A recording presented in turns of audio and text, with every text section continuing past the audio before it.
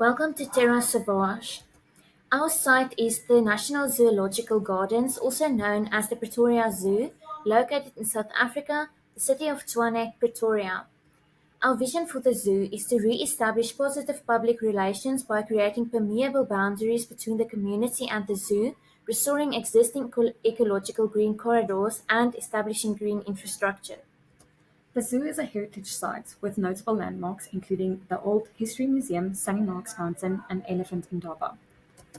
Founded by Dr. J. W. B. Gunning, the National Zoological Gardens was once the Klein Schoemansdal farm. It was sold to the Republic government in 1895, and the first animals arrived soon after. Originally a fun fair with animals in cramped conditions, the zoo gradually shifted its focus to research, education, and conservation, promoting animal welfare. Charlie the Elephant's journey reflects this change. Captured at the age of 2 and forced to perform in a circus, he was confined to the zoo in 2001. After 23 years, he was relocated to a farm in Limpopo, free to roam. The user profile includes all generations as well as all abilities and disabilities, but with a specific emphasis on the youth. Pensioners, adults, children, toddlers, and those with special needs are considered as the zoo's target audience. As architects, we also consider the existing staff together with the animals and plant life. The staff is responsible for the environmental management and maintenance of the zoo in terms of the fauna, flora, and infrastructure. They all work towards the vision of the zoo, including education and public engagement, research and development, conservation and biodiversity, and finally recreation and tourism.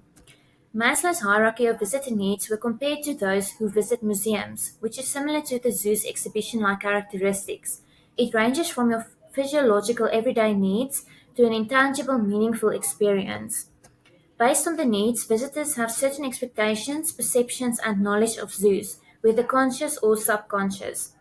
The zoo aims to offer immersive, interactive, and inclusive interfaces, which are more engaging with ergonomics in mind, catering for all age groups. The zoo has more of an exhibition-like approach rather than a cultural one, where you'll find educational exhibitions and events. Due to historical experiences and a lack of knowledge, zoos are typically associated with poor conditions and caged animals held captive. Education is therefore critical to create awareness of the zoo's conservation initiatives, plant life, and all animals, not just the well-known Grade 5. The visitor journey starts outside the zoo. Factors influencing pedestrian circulation, microclimate, and physical comfort are key design informants. The empty enclosure of the elephant is used as reference point with an indication of scale through a 500-meter radius. The elephant enclosure forms part of multiple empty enclosures and abandoned structures. Existing pathways differ in character. Wider, more accessible routes attract more visitors, likely closer to more popular animals. Shallow paths would be quieter and less populated.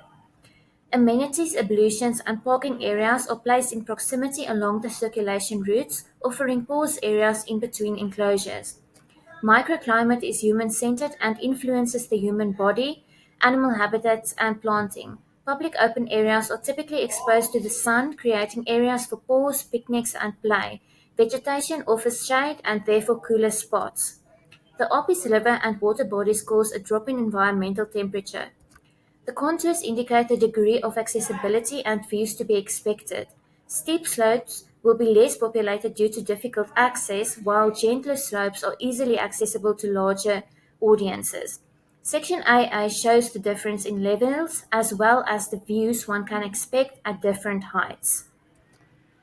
The site's topography features 1-meter interval contours, revealing varying heights and slopes, including steep slopes of 25%, moderately steep to very gentle slopes. Different levels in heights impact the airflow, moisture, and habitats. The hydrological sensitivity map features a major watercourse known as the Abyss River that runs east to west with a riparian buffer zone that outlined at 32 meters. Various water bodies around the zoo support other animal habitats. The vegetation sensitivity map outlined how disturbed some of the areas are, with the invasive alien species colonizing the ridge. This area is already a critically biodiverse area, with ecological support areas, making it a protected area. Critically biodiverse areas are important for the survival of the biodiversity. The city of Tshwane is primarily composed of the savanna and grassland biomes, with notable rock formations including shale, quartzite, and conglomerate. The zoo is specifically located in the Central Bushveld bioregion, one of the 6 bioregions in South Africa. The Central Bushveld bioregion in the zoo has the Gold Reef Mountain Bushveld Vegetation Unit along the ridge and the Marikana Thornveld Region Vegetation Unit throughout the whole site. We have cultivated grasslands embedded in here as well. The International Union for Conservation of Nature has the red-listed species and the critically endangered, vulnerable and endangered fauna, which are placed closer to the buildings for observation as they require close attention. And then having superimposed all our maps, we have an overall ecological sensitivity map showing where lies the potential for development and rehabilitation. When we look at the SWOT analysis, some of the strengths we identified include the recycling and composting system, established infrastructure, and the strong biodiversity and operational research and veterinary facilities we have in place.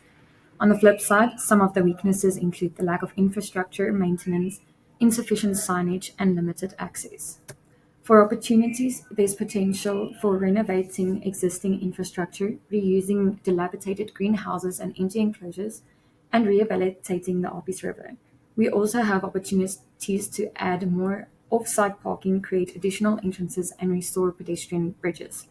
However, there are also threats like litter, contaminated water, invasive species, and the issue of congested access due to taxis blocking the entrance.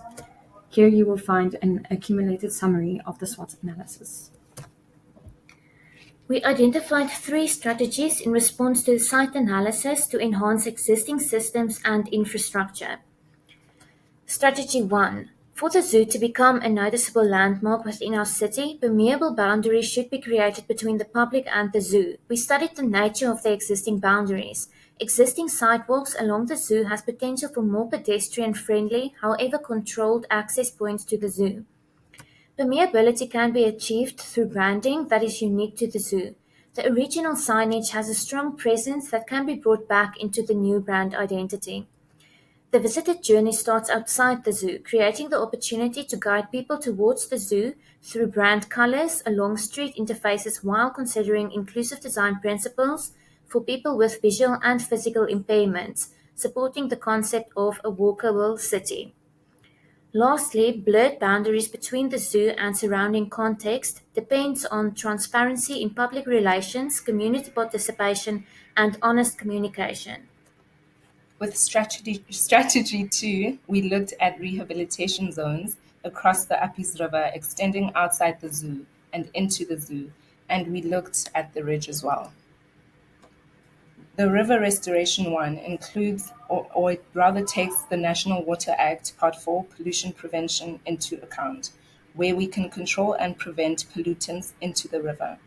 We can do this by creating boundaries, limiting access into the river. Tall trees and thorn shrubs can be used. Robust yet permeable structural boundaries can also be used to limit this access, with anti-pollution signage for awareness. Introducing community cleanup initiatives by the river can also encourage stewardship and passive surveillance of the river.